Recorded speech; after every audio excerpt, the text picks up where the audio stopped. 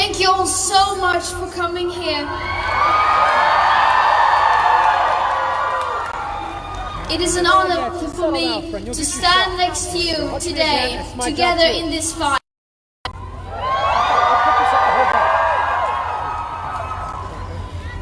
And it is great to be in Los Angeles and in California. And I want to say a special thank you to the youth organizers in Los Angeles who made this possible.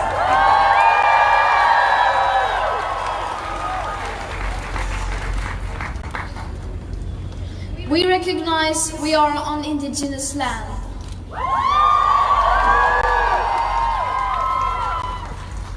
The village of LA is Yanga. The people were Yavatan.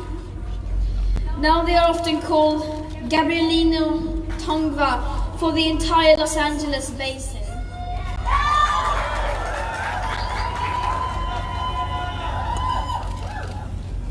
Earlier this week, I visited Paradise in California, and I met with survivors who showed me around the devastation. Street after street with no houses left. I heard heartbreaking stories. 18,000 buildings were destroyed, and at least 86 people died. Today in California, we can see the wildfires happening just around the corner.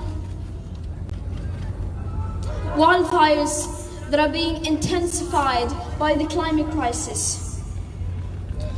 But it's not just here. Everywhere around the world, we can see these horrible environmental feedbacks that countless of people are suffering and dying from. Right now, we are living in the beginning of a climate and ecological breakdown. And we cannot continue to look away from this crisis anymore.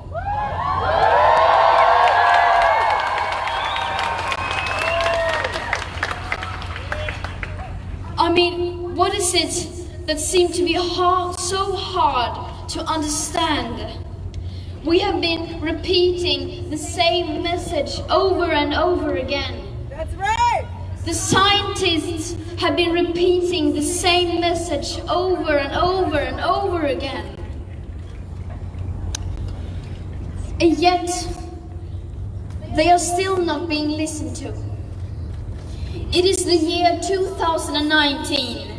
Why is the world science affected by this crisis?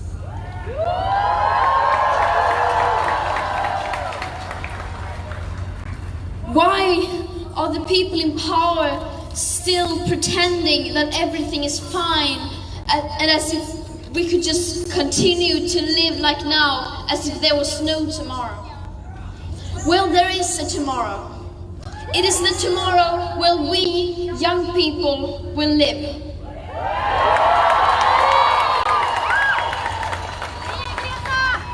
And we need to fight for that tomorrow, and we need to protect it as if our lives depended on it, because it does.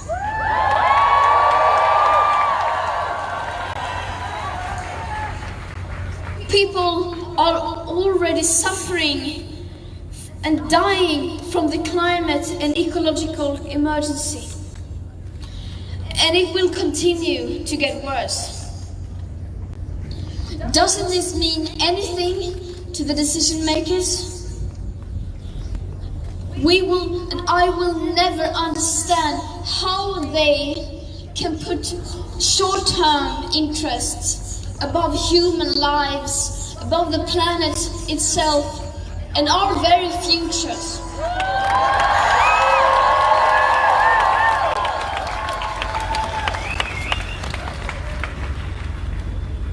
But we young people have to say,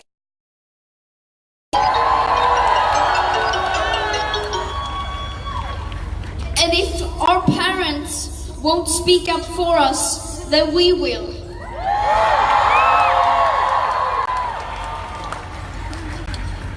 We have drawn the line, and we will make sure that the people in power don't get away with continuing like now. The older generations are failing us. They are failing future generations. But future generations do not have a voice. And the biosphere doesn't have a voice. So we will be the voice that speaks up for them.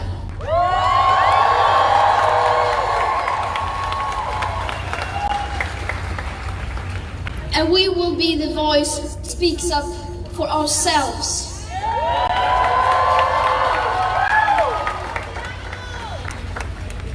And that right now we are speaking up.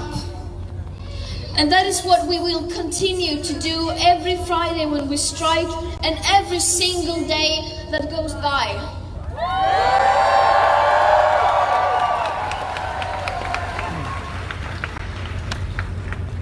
We are speaking up, and we will not be silenced. Do you think they are listening to us? Well, we will make them listen.